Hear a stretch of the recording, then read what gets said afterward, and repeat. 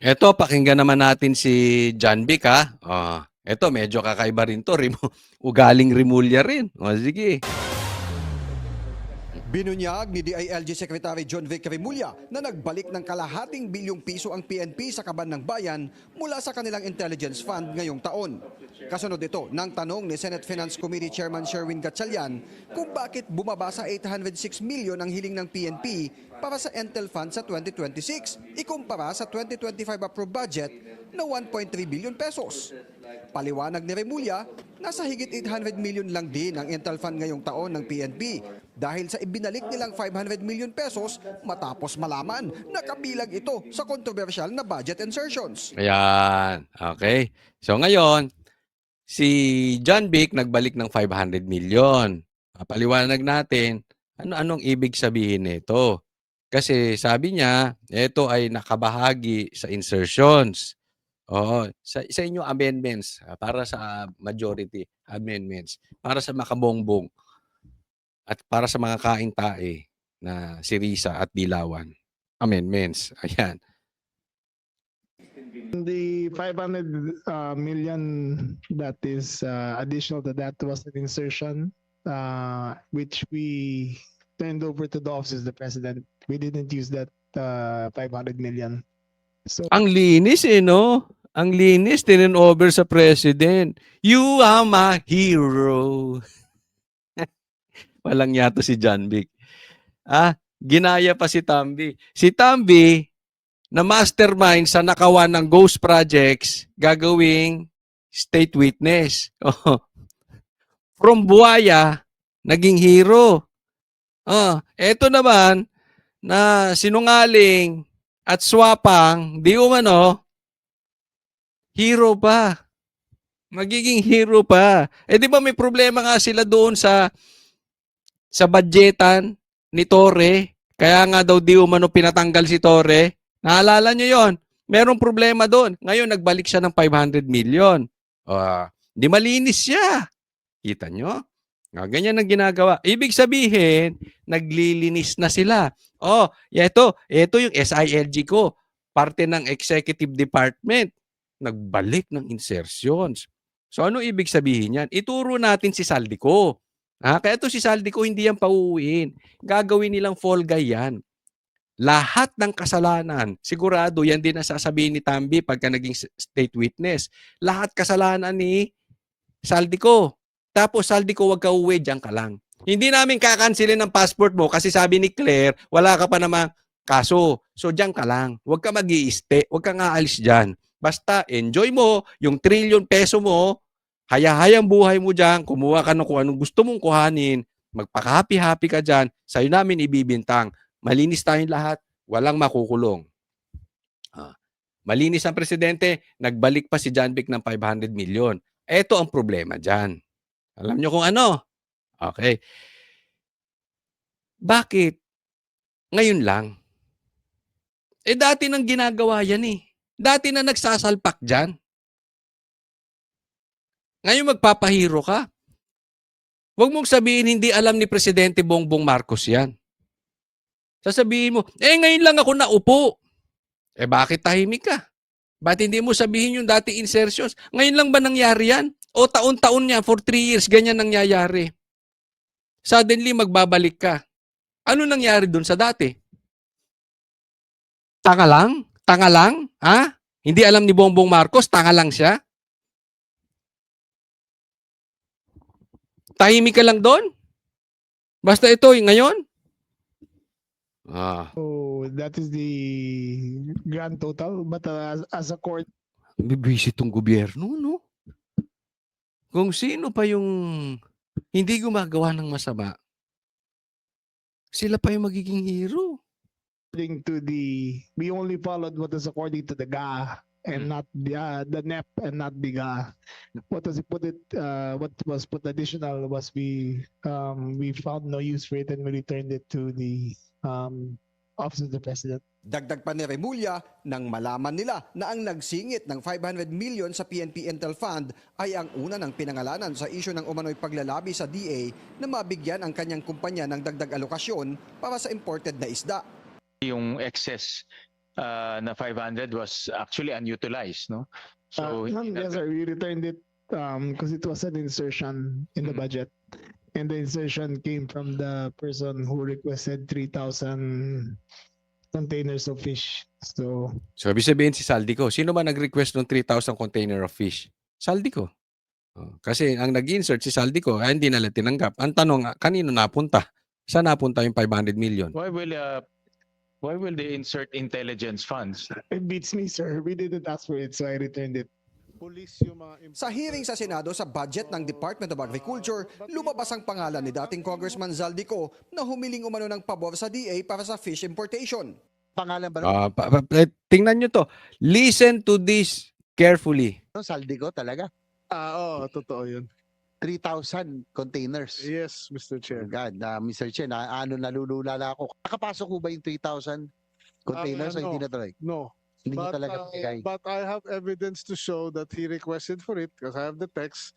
Pangalawa, I have evidence to show that he did import a lot during the time of the Ba't hindi talaga to si Saldico, ano? Ang dami talagang kagaguhang ginagawa. Pero isipin mo, pati isda gustong pasukin. Ha? Pati DILG gustong pasukin. Pati nga laptop eh. 'Di ba? May anomalya rin yan, sinasabi ni BP Sara. Lahat pinasok. Tanga lang. Hindi alam ni Tambi. So, siya may kapangyarihan kung saan siya mag-i-insert. Insert dito, insert doon, insert dito. Kuha dito, kuha dito. Tanga lang si Tambi, hindi niya alam. Si Bongbong di niya rin alam. Naglolokohan tayo dito, mga brad.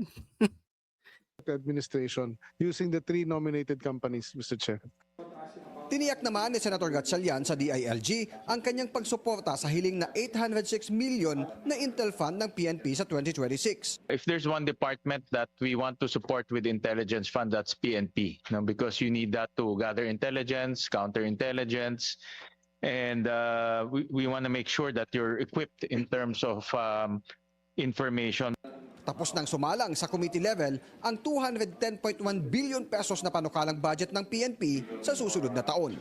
Para sa agenda, Dexter Ganibe. Nako, next po tayo. Ito po ang ganda po nung tanong, pakinggan ninyo, yung tanong ng reporter. Kasi dito po talaga to tutungo. Itong investigasyon na ito, pinipigil lang nila hanggang sa kaya nilang mapigil. Pero dito talaga patungo ito. That these investigations will eventually lead to your doorstep. Ayan. Itong investigasyon na yan, pupunta yan sa'yo, Bongbong Marcos. Because number one, will eventually lead to your doorstep. Because number one, you signed the budget. Dahil, una, pumirma ka ng, ikaw ang pumirma ng budget eh. Pambihira ka eh. Parang, pinirmahan mo yung, alam mong illegal. Alam mo yung insertions. Have direct supervision over those you appointed who may be involved. Ayan. Yung mga involved, posibleng involved, ikaw ang nag-appoint. Di ba? And of course, you hold sway over your political allies in both houses of Congress whose names are now being floated, led of course by the former speaker. Ayan. At yung iyong mga allies, iyong mga kakampi mo, pati yung kain-taing Pinklawan, lahat yan. Sila ang dawit sa pangunguna ni Tambi. So talagang pupunta sa iyo yan. Ang ganda nung tanong. Anong sagot ni Bongbong Marcos? And your cousin, Martin Romualdez. Well, I'm Nagkautal-utal na. confident because I know what we did. Ayun. Yun na yun. Confident ako kasi alam namin yung ginawa ko. Pambihira. Kayo nga kasama sa nagnakaw. Nakatago lang kayo ni Tambi. Pero sa totoo kayo, di umano yung nagko-control. Hindi lang diretso sa inyo, may mga tao kayo. Sobrang lakas naman ni Saldico. Ang bihira naman kayo magpinsan, no? Antayin nyo po, ang ganda nung sinabi nung reporter, yan na po ang talaga mangyayari. Kaya lang nade-delay Dahil nga dito sa Pinklawan eh. Dahil dito sa komunista na kinakampihan to si Bongbong Marcos. Pero malayo man, malapit din, sa haba man ng prosesyon, tandaan nyo tong sasabihin ko, dyan din tutungo yun. Next po, tingnan natin to. Kaya naman, duda ako dito sa sinabi ni Boying. Wala akong tiwala dito sa sinabi ni Boying na to. Sabi niya, Boying Rimulya, handa umanong kasuhan si Marcos Jr. pagkatapos ng termino nito sa 2028. Sabi niya, hindi umano magdadalawang isip si Ombudsman Boying Rimulya na kasuhan si Marcos Jr. kung may magsasampa ng kaso laban dito pagkatapos ng kanyang termino sa 2028. Basta't may sapat na ebidensya at dumaan sa tamang proseso. Pustahan tayo, Boying. Hindi mo kakasuhan yan. Pustahan. Siya nagsabi, this is the same person na sinabi niya hindi niya papapasukin si ICI. Ang ICC sa Pilipinas. Pinapasok ni Boying. Pinakidnap si PRRD. Tapos ngayon, eto rin ang magsasabi na kung merong magkakaso kay Bongbong Marcos sa 2028, kakasuhan niya. Sinong lukong-lukong naniniwala doon? Yung mga loyalista lang ang bayad. Yung mga trolls nyo. Nahuli ka nga eh. Nakita nyo? Ang mga nag-heart doon sa mga balita ng Marcos. Mga Vietnamese. Check nyo. Naku. Pambira ito si Bongbong Marcos. Oh. Sila pareha sila. Sinabi nila yung ICI hindi niya papasok tapos pinapasok. Naniniwala kayo sa mamang to? Sige nga, pakilagay nyo dyan yung naniniwala kay Boying. Meron pa bang totoong sasabihin si Boying? Alam mo, maswerte na tayo. Sa 10 sinabi niya, merong isang tumama. Maswerte na yun. Pero yung sinasabi niya 2028, malabo yan, nakakasuhan. Pustahan tayo, Boying. Ang dami nitong pagkakasala. Mananagot yan, bandang huli. Pero hindi mo kakasuhan, sigurado. Next po. Ito, pakinggan natin si Anjo Iliana. Ha? Ang ganda rin ng sinabi niya rito. Sabi ni Presidente, hindi na siya magsasalita dahil tinalaga na niya yung ICI. Yan. So, hindi na siya magkokomentaryo. Hayaan na lang niya yung ICI. Total sila nag-iimbestiga. Yan ang ibig sabihin ni Anjo. Yung ICI, ang bahala dyan sa investigasyon, hindi daw siya. Nagre-reklamo ngayon yung taong bayan, yung ICI nga nandyan, pero ayaw naman kaming papanuurin. So, anong nangyayari ngayon? Nagkakaroon po ng lutuan sa ICI. Hindi ko alam kung yung luto is fair or unfair. Lutong Macau or Lutong Makoy. Yan. Yan ang tawag sa ICI, Lutong Makoy. Ma-post nga yun. Pambira. Kaya nga, ICI ang bahala. Ayaw nyo naman kami panuorin. Ang usapin dyan, trilyon. Tapos sikreto, kayo lang. Kayo magtutropa. Ang bihira naman. Ginagago nyo talaga Pilipinas. Pero alam nyo, eto si Anjo. Nakakabilib. Kasi karamihan ng artista natin ngayon, bayad eh. Karamihan ng artista ngayon, ano lang, dahil tinamaan yung ABS, tinamaan yung trabaho nila. So, kahit alam nila na magnanakaw si Bongbong Marcos, kahit na sinisigaw nila na si Marcos ay diktador, kinakain na lang nila yung suka nila. Di ba? Kasi tinamaan yung...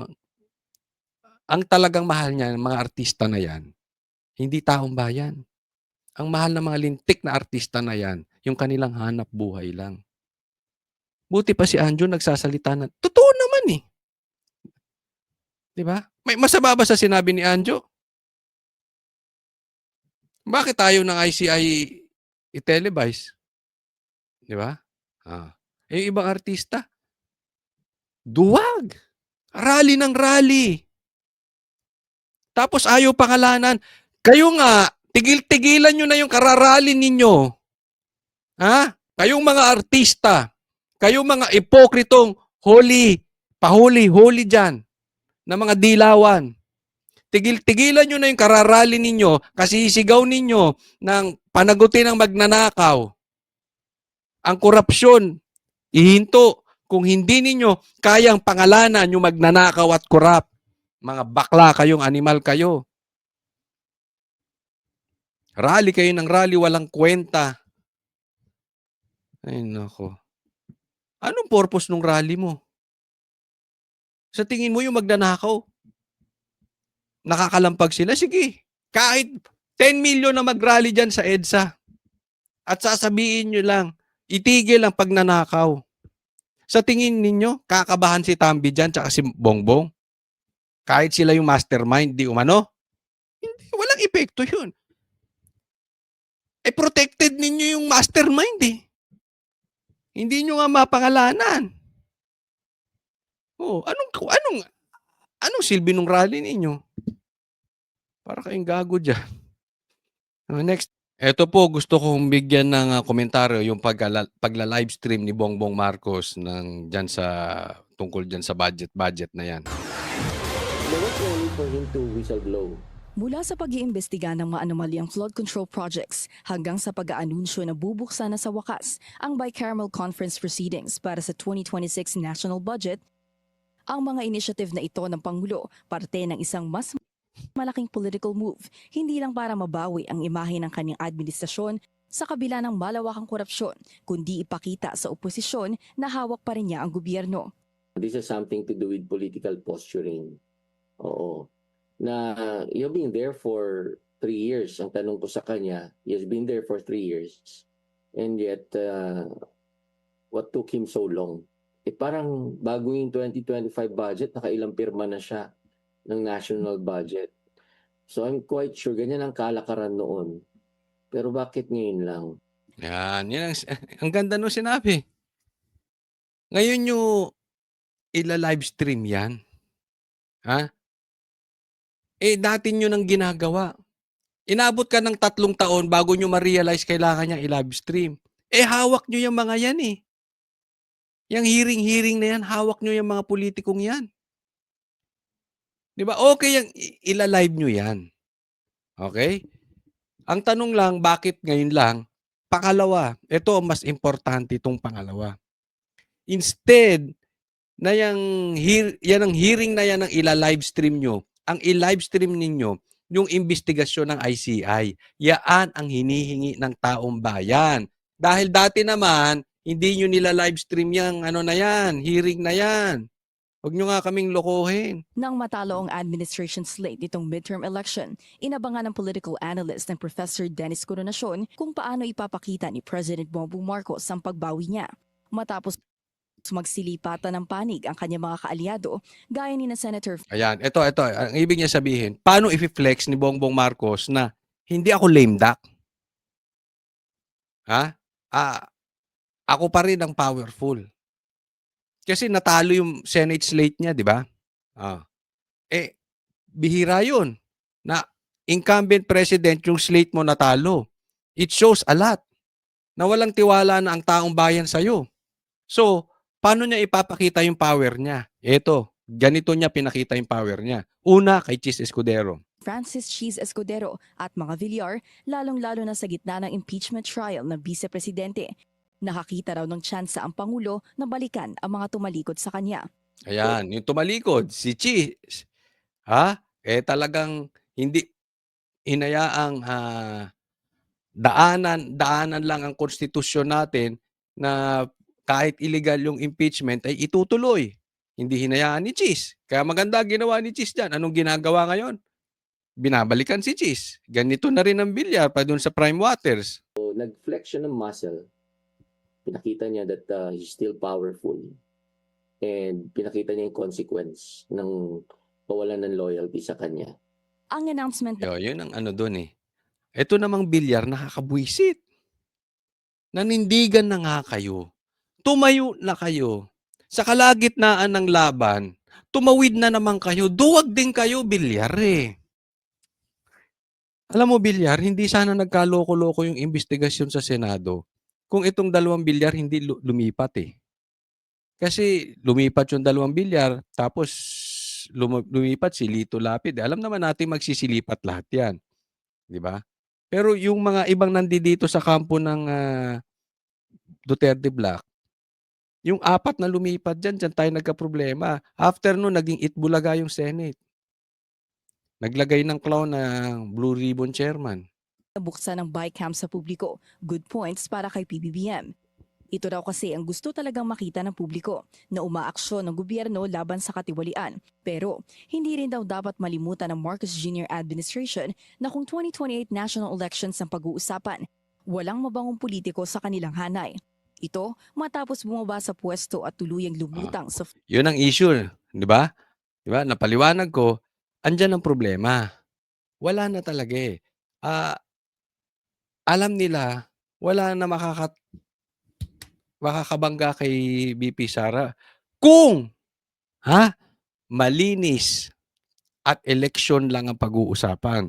Ibang kaso yung iipitin, papatayin, pero kung walang patayan, walang panapat ang kampo ni Bongbong Marcos. flood control anomaly ang pangalan ni presidential cousin and former House Speaker Martin Romualdez. Sa ngayon, wala pa rin daw siyang nakikitang pwedeng itapat kay VP Sara sa administrasyon na mabango ang reputasyon. Pero ang pagkakatalaga ni Ombudsman Jesus Crispin Remulla, pag-upo ni House Speaker Bogie D at pagpapalit liderato sa Senado, parte umano ng plano ng administrasyon na bakuran ang Malacanang. Yun. Doon niya ginawa ng paraan. Natanggal si Tambi, ang pinalit. Natanggal si Bonjing, pinalit si isang Bonjing naman, si Boji. Nilagay si Tuta Soto. Oh. Tapos ombudsman. So hawak na, controlled. Paano pa pananagutin yung magnanakaw diyan sa ghost projects? So it means diyan siya nag-flex ng muscle. Pinakita niya, malakas pa ako ngayon. 'Di ba? Kasi ang mga nakaposisyon, kaya niya pilipitin sa leeg. Yan ang naging problema.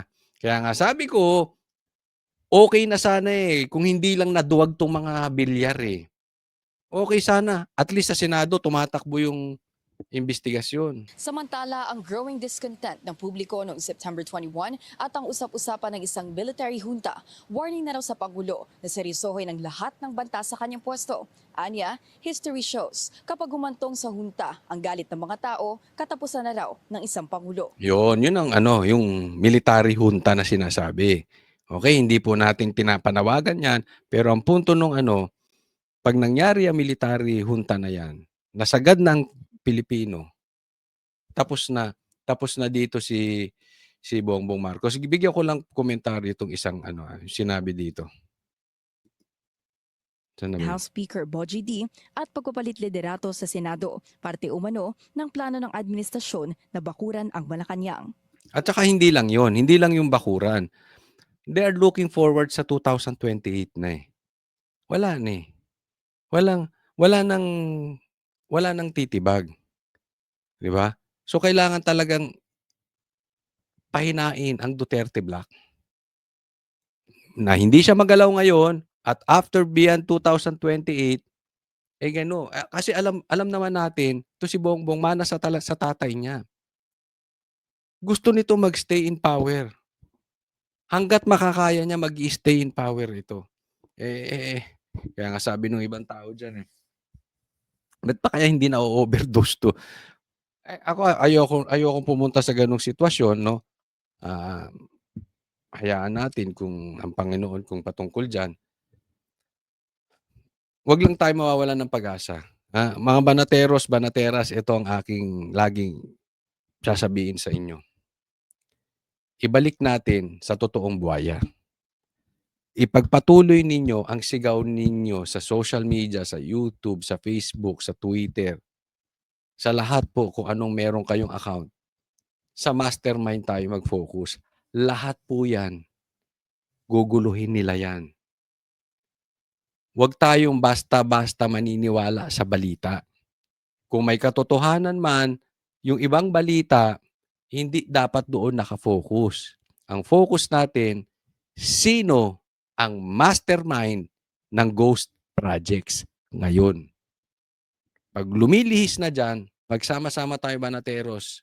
Ibalik natin sa tamang agenda, sa tamang kalalagayan ng Pilipinas. Matindi to, matindi. Okay, may binanggit po dito si Kiko Barsaga. Anong sabi ni Kiko Barsaga? Manila Golf and Country Club Forbes Park meeting. Nag-meeting sila dyan sa Forbes Park. Alam naman natin, ito si Martin Romualdez, talagang maraming bahay dyan sa Forbes Park. Sana all, ha? Isipin mo, ang dami mong bahay sa Forbes Park. Tapos ang dami mong nalulunod na kababayan dahil sa mga lintik na pagnanakaw nyo, di umano, sa Ghost Projects. Ito ang kanilang napagbitingan. Ilan to? 1, 2, 3, 4, 5, 6, 7, 7. Tingnan natin kung sa tingin ninyo, ilan ang matutupad dito sa mga binanggit ni Kiko Barsaga na di umano'y pinagmitingan nila Martin Romualdez. Sabi niya, una, Martin Romualdez will serve as a state witness by the Department of Justice. Agree kayo dyan? Ako, agree ako dyan. Yung paganyan-ganyan nila, naaalala nyo? Ganyan din ang ginawa nila kay Ombudsman Boying Rimulya. Kunwari, sinabi lang sa tapos minamind conditioning na yung taong bayan, unti-unti, sinabi sa press, tapos unti-unti, ginagawa na nilang paraan. Ganito rin to, gagawing state witness to. So pag naging state witness to, ligtas. Tapos pwede na siya magturo kung sino-sino. Ang galing ng style, no? At ito ay nangyayari na. Pero sabihin nyo kung agree kayo dyan sa una, ha? Pangalawa, Sandro Marcos will be protected. President Marcos will shift the blame to Senate. Agree. Super, super, super agree ako dito. Nakikita nyo naman na talagang ang problema, ang karamihan ng magnanakaw, nasa Kongreso. Pero pilit nilang sinisira ang Senado. Yan. Para ma-shift doon. To protect yung kanyang anak. Style Marcos, Marcos na Marcos. Ako, I agree dyan. Congresswoman Lani Revilla will support Marcos in return for the guaranteed protection of former Senator Bong Revilla. Ako, posible yan. Posible. Kasi gawain naman nila yan. 'Di ba? Yung gigipitin ka para ikaw ay sumunod doon sa gusto nila. Ganyan naman ang ginawa nila kay Pastor Kibuloy. Ganyan din naman ang ginawa nila kay Chis Escudero. Ganyan ang ginawa nila kay Marcoleta. Ganyan din ang ginagawa nila doon sa mga ibang senador. Talagang iipitin ka, sasakaling ka sa leeg. Ganyan ang ginawa nila kay Villar. 'Di ba? Kaya nga bumabaliktad-baliktad tong sila Villar, 'di ba? Kaya nga si Chis Escudero dapat ang Senate President, naging si Tito Soto. Itong si Tuta Soto. Bakit? May mga lumipat katulad nila Villar. Ganyan dyan, ipitan, sakalan ng leeg. Pag duwag ka, talagang aatras ka. Ngayon, hindi ko alam, okay? Kung talagang luluhod itong mga Revilla kay Marcos para to protect. But really, I really don't care. Sa totoo lang, I really don't care. Pero very possible yan. Congressman J.J. Suarez will support Marcos in exchange for protection. Ayan, totoong-totoo to. J.J. Suarez will support Marcos. Alam naman natin, binanggit mismo ni Saldico, isa po ito sa best friend ni Saldico. Sila-sila si Suarez, si Tambi, si Saldi, at meron pang isa si, anong pangalan no? Nakalimutan ko. Pero isa to. Isa to sa Big Four. Isa to sa best friend ni Saldico. So, alam natin, pag dikit kay Saldi, naambunan niya ng grasya. So, di umano, ang sinasabi nila dito kay J.J. Suarez, marami din umano itong ghost projects. Kaya maibabaon to si J.J. Suarez. Ngayon, observe po ninyo, pag si J.J. Suarez, na di umano maraming ghost projects ay hindi ginalaw, hindi pinitik, samantalang yung ibang mga senator ay pinipitik ng ombudsman. pinipitik ni Vince Dizon, pinipitik ng ICI, guaranteed to. Sumuporta to si JJ Suarez. Abangan ninyo. Hihimurin din ni JJ Suarez ang puwet niyang si Bongbong Marcos gaya ng paghimod nitong mga kain-tae na pinklawan. Abangan ninyo.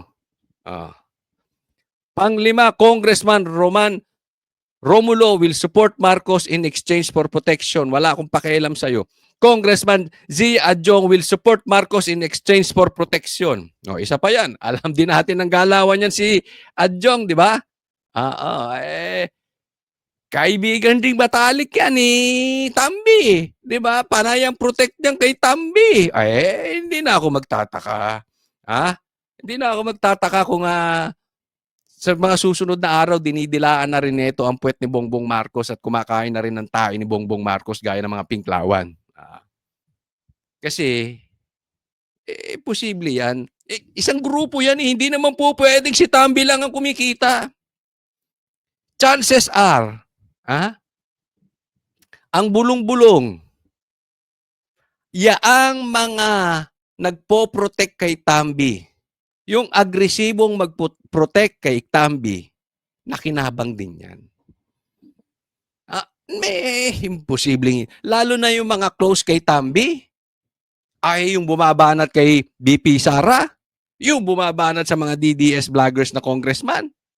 Chances are, may ghost projects yan. Hindi naman po pwedeng yung bossing lang nila.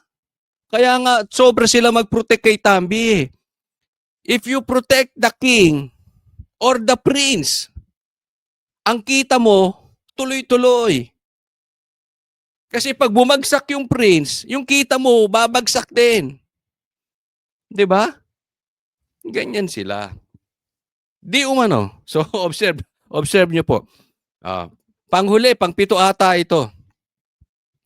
Senator Chis Escudero will be implicated by Lisa Araneta Marcos using the ICI. Wow! Pati si Lisa nangelam, ha? Ako, sure ako rito. Sa katunayan, ngayon pa lang binabanata na si Chis, eh. Diba? Alam naman natin papunta na kay Chis. Pinupuntahan na nga si Bongo, eh. Diba? Lahat po ng kaalyado ng Duterte, kakanain yan. Yung hindi kakain ng tae ni Bongbong Marcos, kakanain. Hindi ka susunod, kanaka. May paninindigan to. Malakas ang paninindigan nito si Chis Escudero, pambira. Hindi nila makukuha yan. Ngayon, si Lisa, yan ay medyo hindi ko alam kung si Lisa ang gagalaw. Diba? Posible din. Kasi sabi nga nila, si Bongbong Marcos under desire yan. Di umano. Ang nagpapatakbo daw talaga ng Pilipinas ay si Lisa at saka si Tambi. Ngayon, lumulutang na talagang yung part na nagpagpapatakbo ni Tambi ay talagang hindi mo na makakaila. Ito na lang si Lisa, eh. Siyempre, hindi naman natin nakikita kung binubulong-bulungan niya yan. Parang bulong ng demonyo yan. Diba? Nakatago yan, eh. Hindi mo naman maririnig. No? Pero pag tiningnan mo, inobserve mo talaga yung aura ni BBM na super weak, kaya nagkaloko-loko yung Pilipinas, ganyan yan. Posibleng nabulungan din yan ni Lisa.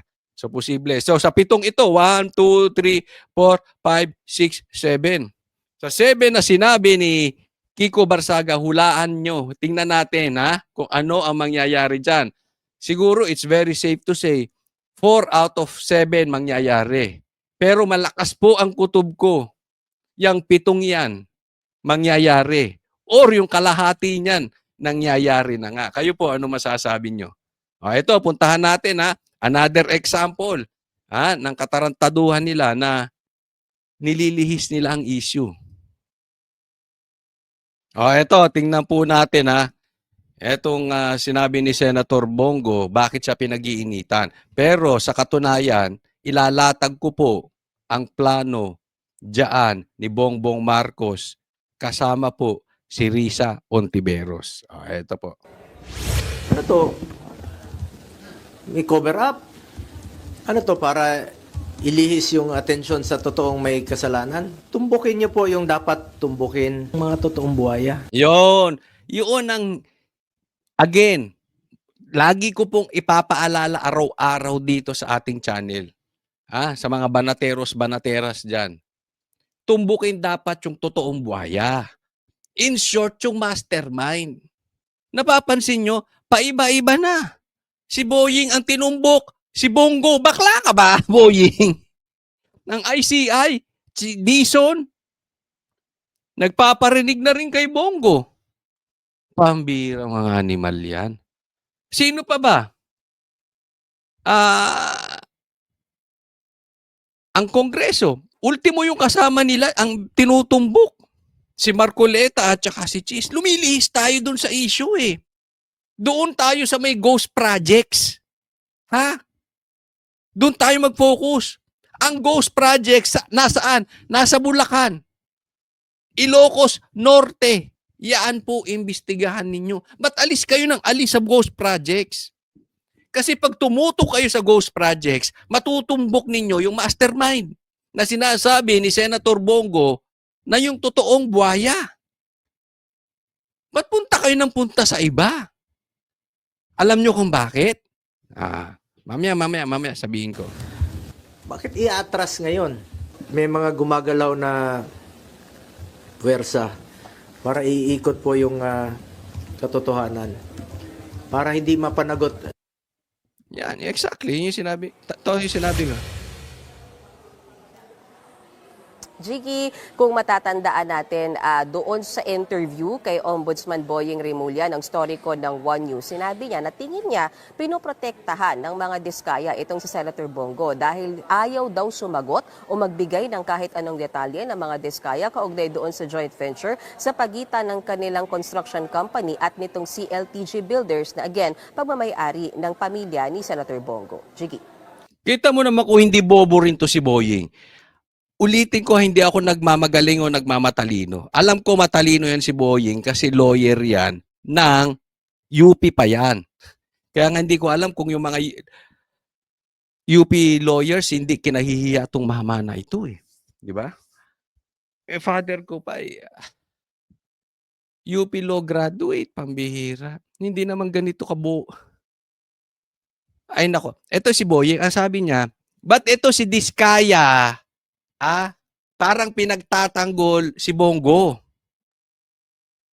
Kasi ayaw niyang banggitin yung proyekto nung kanyang tatay, ng kanyang pamilya.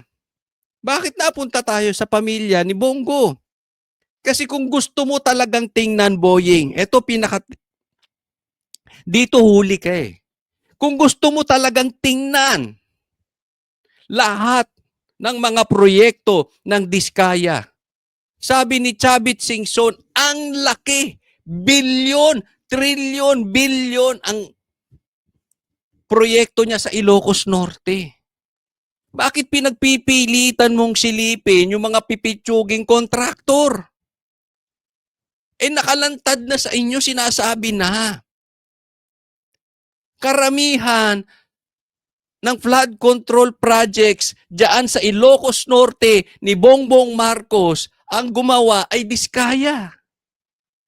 So kung susundan ko yung sinasabi mo, dahil kinukonek mo ang Diskaya sa masamang tao, sa pamilya, mas malaki ang proyekto niya sa Ilocos Norte. Ba't pinagpipilitan niyo si Bongo? Alam niyo kung bakit? Ito yun. Kasi they are preparing for 2028. They are desperate. Everybody knows, kahit yung mga nanonood dito, na dilaw, kain-tae, na dilaw, kahit yung mga loyalista ni Bongbong Marcos, yung pula, yung komunista, everybody knows, kung hindi nila mapapatay si BP Sara, she will be the next president. Sigurado na po yan. And they are desperate. Hindi umubra yung impeachment.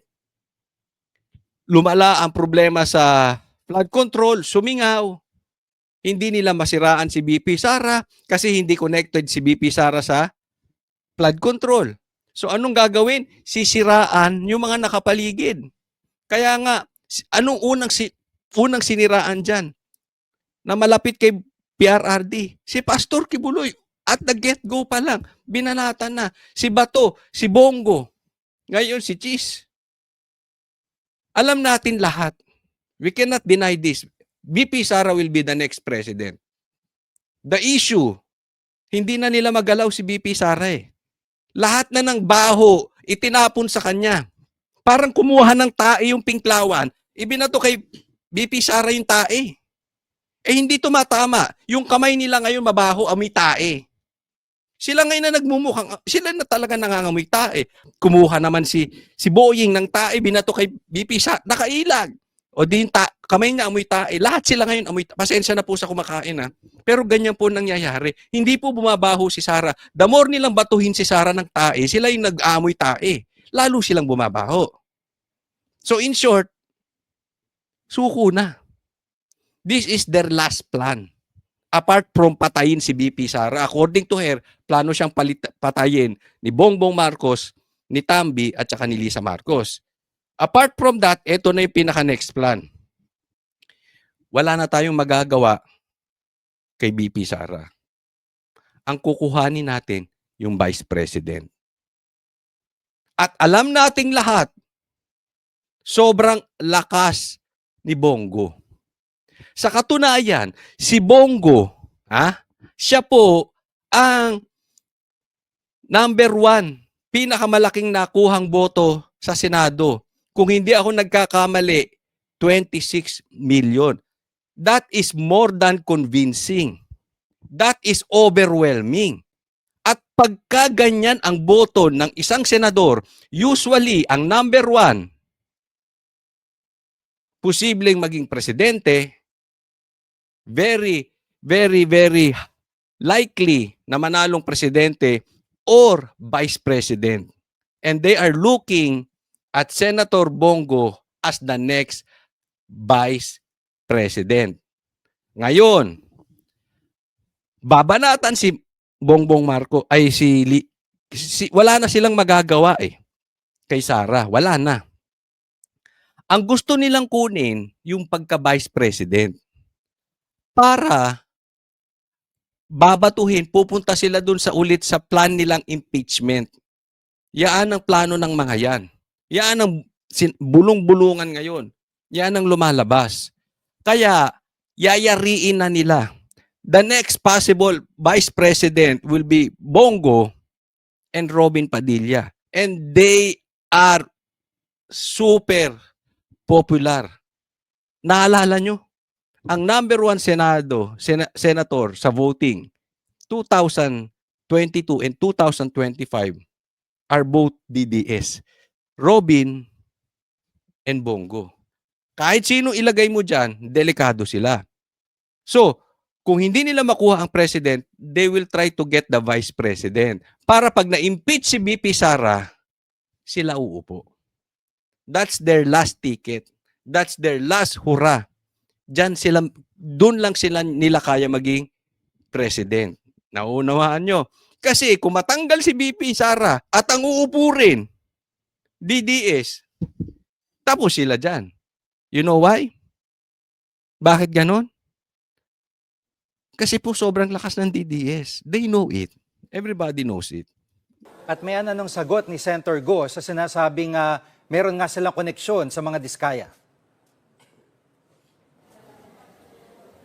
Paulit-ulit niya sinasabi, Jiggy, kanina doon sa press conference, hindi sila magkakilala ng mga diskaya kaya wala raw dahilan para protektahan siya ng mga ito. Ayan. Hindi niya kakilala diskaya. Tanong mo si Bongbong Marcos kung kakilala niya ang diskaya. Tanong mo Boying kung kakilala niya si Sandro Marcos. Tanong mo Boying kung saan ang pinakamalaking proyekto ng diskaya. Anong lugar? Nanawagan pa nga siya sa mga diskaya na sabihin lahat ng kanilang nalalaman dun sa mga pagdinig. At tungkol naman dun sa joint venture between the CLTG builders at saka sa mga diskaya, hindi raw yan sekreto. Kasi kahit dun sa hearing, siya daw mismo ang nagtanong kaugnay niyan. At ang sinasabi ni Senator Bongo, kung sakaling may nagawang illegal doon sa joint venture ng CLTG builders at ng mga diskaya, handa raw siya na siya mismo yung tatayong complainant at maghain ng reklamo kaugnay niyan. Narito ang bahagi ng pahayag ni Senator Bongo. Hindi ko po kilala ang mga diskaya. Wala po akong pakialam sa mga diskaya. Ako mismo ang willing po akong kasuhan natin yung mga dapat kasuhan kahit kamag-anak ko. I'm willing to be the complainant. Yung joint venture between CLTG Malinaw naman yun eh. Kung wala naman talaga, hindi naman dawit talaga si Bongo doon. Di ba? Kung hindi naman siya kumita sa Diskaya, anong masama? in St. Gerard. Sabi sir, they were able to bag contracts sa Davao, hundreds of millions. Did you know about it? Were there favors given para makakuha ng contract sa Davao? Since 2001, di po ako nag-influenza. Nakialam ba ako para bigyan ng Gago tong mga to. Isipin mo, gusto nilang silipin yung kontrata sa Davao noong dating panahon pa.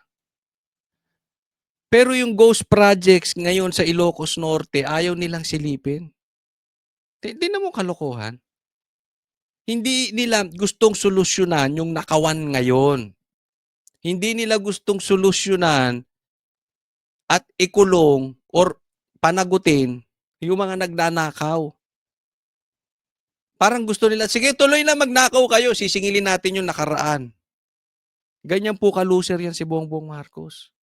Sinisisi. Kaya ako kitang-kita ko hindi talaga aasenso ang bansang Pilipinas hanggat si Bongbong Marcos ang nakaupo. Kasi wala silang alam, hindi nila alam yung salitang responsibilidad. Assume responsibilities dapat eh. Instead na ganun, hindi, pasa natin sa iba. Tapos tayo nakaw lang ng nakaw. por ang aking kamag-anak, hindi. Because I observe delikadesa. Ito po, tingnan natin. Bukod kay Bongo, si BP Sara din. Alam naman natin. Pati si BP Sara, na walang kinalaman sa flood control projects, dinadawit. O, ito, tingnan natin, ha? Ito, pakinggan po natin si BP Sara, ha? Bibigyan natin ng komentaryo. Makakasabi naman talaga ang mga contractors and even si Secretary Bunuan, wala talaga akong at all project dyan sa DPWH. Pero Kaya maliwanag, walang proyekto si BP Sara at alam din nila yan. Ang nagiging issue kasi dito, bakit si Diskaya ng si Diskaya ng si Diskaya? Ang daming kontraktor, 15 niyang nilatag mo, Bongbong Marcos. Ba't hindi mo pa imbestigahan sa ICI? Ba't hindi mo pa imbestigahan kay Vince Dizon? Ba't hindi mo pa imbestigahan yan kay Boying? Diskaya ng Diskaya. Mukhang meron kayo talagang gustong takipan na nagaganap. Alam daw ng bise na susubukan pa rin siyang i-implicate sa issue. Papaimbestigahan na kasi ni Ombudsman Jesus Crispin Remulla sa DPWH ang kaugnayan ni Senator Damonyo talaga itong si Bo. Ha? Halatang halat. Alam mo dati, yung kasalanan, kinahihiya. Ngayon, parang hindi na. Lantaran. Kita mo yung ginagawa ni Boying? Halatang halata. Pero hindi na siya nahihiya. Wala na. Sa kanila, hindi na issue dito yung hiya. Ang issue dito, kaya ba namin gawin? Kung kaya namin gawin, gagawin namin kahit nakakaya. Kahit mali, kahit illegal, gagawin namin. Bongo sa government contractors na sina Sara at Curly Diskaya. Kung aabot ba sa akin, sa tingin ko aabot siya kasi kaalyado kami. Sa tingin ko ililink nila, sa tingin ko susubukan nila na paabutin sa akin dahil sa kaalyado ni dating Pangulong Rodrigo Duterte, si Senator Bongo. Ito, kasi alam naman natin, kita na natin yan. From the very start, ang una nilang kinana, si Pastor Kibuloy. Alam natin yan. Bakit? Kasi yung SMNI, supporter ng Duterte. Si Pastor Kibuloy. Di ba? So, tuloy-tuloy yan eh. Si Bongo, si Bato, si Cheese, pati nga si Marcoleta, di ba? Pati asawa ni Marcoleta sinilip. Ang dami na nalang sinilip, puro connected sa Duterte. Samantalang yung mga nagnakaw nasa Congress. Hindi nila binabanggit yung mga kilala dong best friend ni Tambi tsaka ni Saldi. Alam naman natin yan. Ang dami nang binanggit dyan ni Chanco. Wala sinisilip to si Boying. Wala sinisilip yung gobyerno. Yung anak nga ni Boying, biglang naglahong parang bula yung kaso. Yan ang sinasabi ng taong bayan eh. Di ba? Ganyan po sila kalupit. Kaya ngayon, sa totoo, dapat nga matutuwa kayo pag kayo ginigipit ngayon. Kasi pag ginigipit kayo ngayon, ibig sabihin may bayag ka. Pag hindi ka ginigipit ngayon, sigurado kumakain ka ng tae ni Bongbong. Basta kung ano lang ilagay niyo dyan, sige. Ang importante, yung agenda namin. Kahit mali, gagawin naming tama. Kaya maraming abogado nagbumukhang bobo kasi pinagsasabi nila. Isipin mo sinabi Bendalo, umuo naman. Pambira. Ganyan. Kaya nagmumukha silang bobo. Bakit? Kain tae. Pasensya na po talaga. Ay yung frustration ko na, pambihira. Diyan pa lang, pag tiningnan nyo yung big picture ng Pilipinas, we are so far from developing country. Ang layo natin. Ang layo pa ng, ang laki ng problema natin. Dahil, gaya ng sinabi ko, yung corruption, that is another side. Pero yung hindi na natin kinahihiya ang korupsyon, ay matindi yan. Ibig sabihin, grabe na ang lalim ng problema ng Pilipinas. Kaya sa tingin ko, baka hindi naabutin. Hindi ko naabutin o yung mga anak natin na aasenso Pilipinas dahil ang daming problema. Papansinin nyo, sinubok ni PRRD solusyonan itong mga adik. Siya mismo nagsabi, ang lalim pala ng problema natin sa drugs. Kita mo nangyari ngayon. Pati presidente takot magpa-drug test. That's how deep our problems are. Doon siguro nila gagawan ng kwento yon. Yung part na ako, si PRD, nasa gitna, at si Senator Bongo, nasa kabilang side.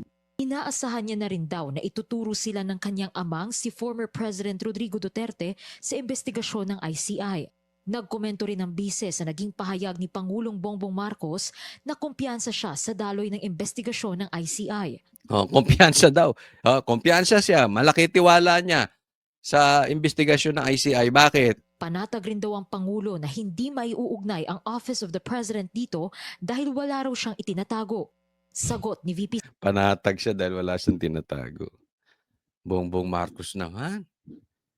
Huwag mo sabihin, pumirma ka lang ng pumirma, hindi mo alam ang nangyayari. Sara. Sa ganitong ongoing pa yung investigation. Hindi, ako gusto ko lang tanongin, pasensya na po tanongin yung mga loyalistang nanonood. Do you honestly believe walang ninakaw to si Bongbong Marcos?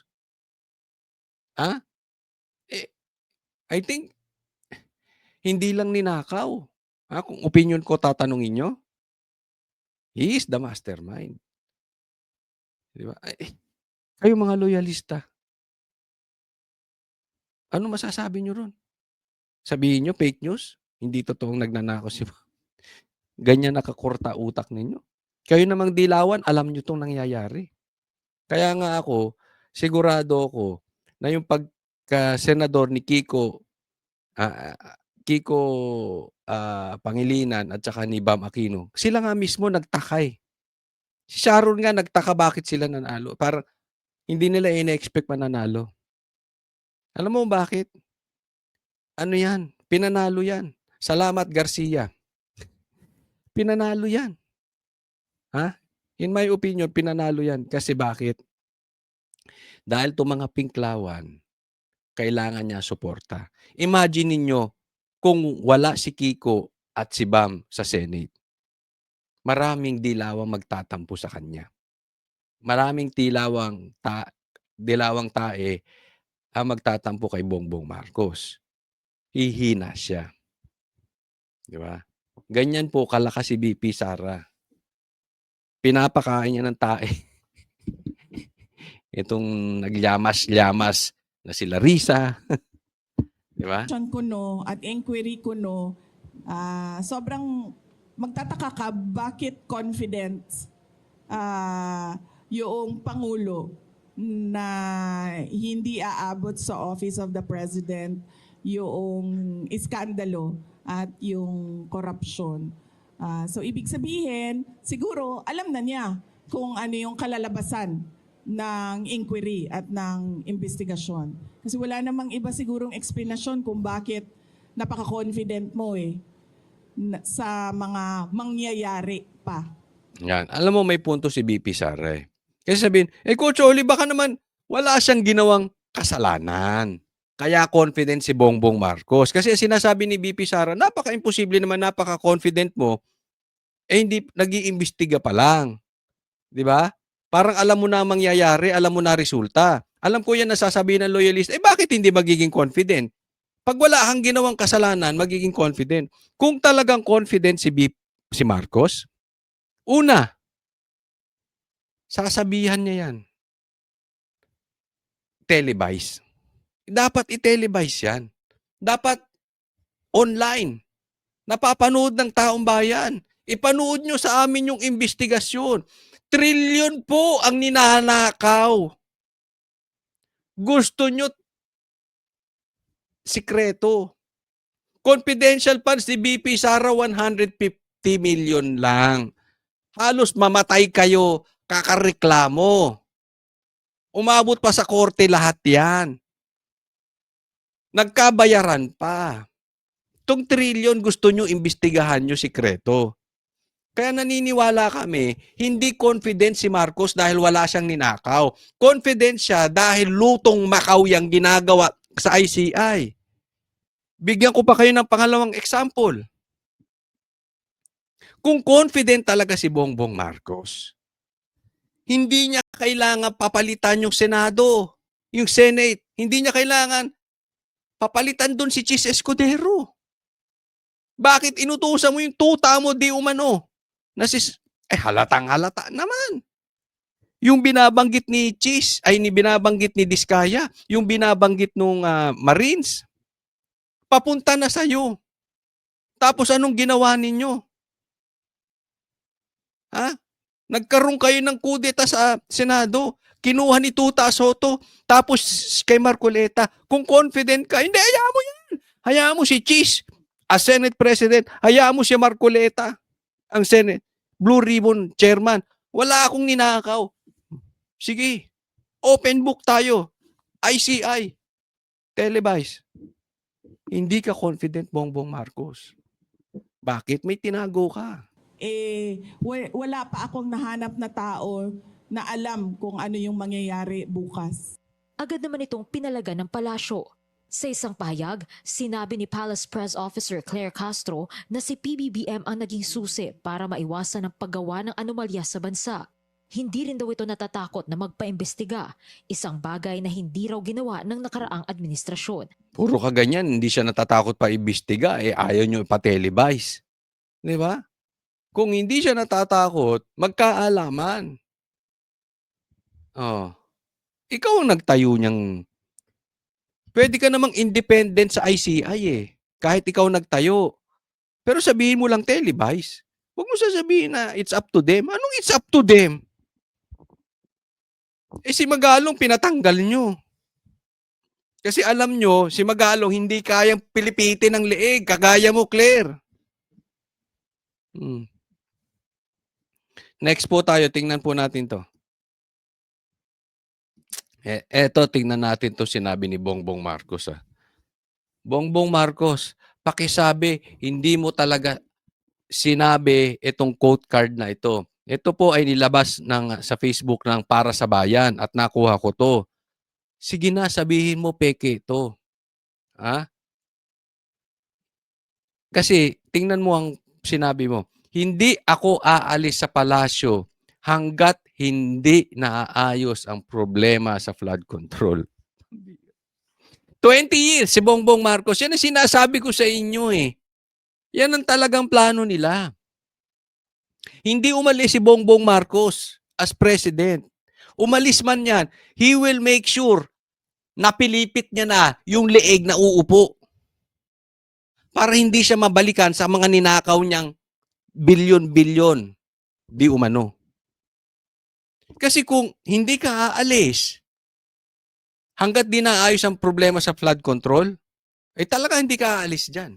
20 years ka dyan. Gaya ng tatay mo. Parehas kayo ng tatay mo. Parehas kayo ng tatay mong diktador. Parehas kayo ng tatay mong magnanakaw. Parehas kayo ng tatay mong gusto 20 years umupo dyan. Di umano. Kailangan may ganun eh. Bakit? Nanggigipit itong mga to eh. Pag nagsasabi ka ng totoo, gigipitin ka ng mga yan. Kaya lagyan mo di umano. Pag di ka nagsabi ng ganon, at hindi nila kayang pilipitin yung leeg mo, magagalit yung mga yan.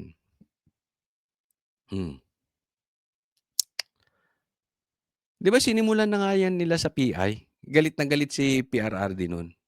Kaya ineliminate nila si PRRD. Sipin mo, kawawa yung matanda ron. Ang lamig-lamig dun. Pero this shows, kaya nga ang pinag-iinitan niya yung Senado. Lahat kasi nang hindi niya makokontrol, kailangan niyang bakbakan para manatili sila sa pwesto. Or yung representative niya, kung legally hindi na siya pwedeng maging president muli, kailangan yung bata niyang pauupuin dyan.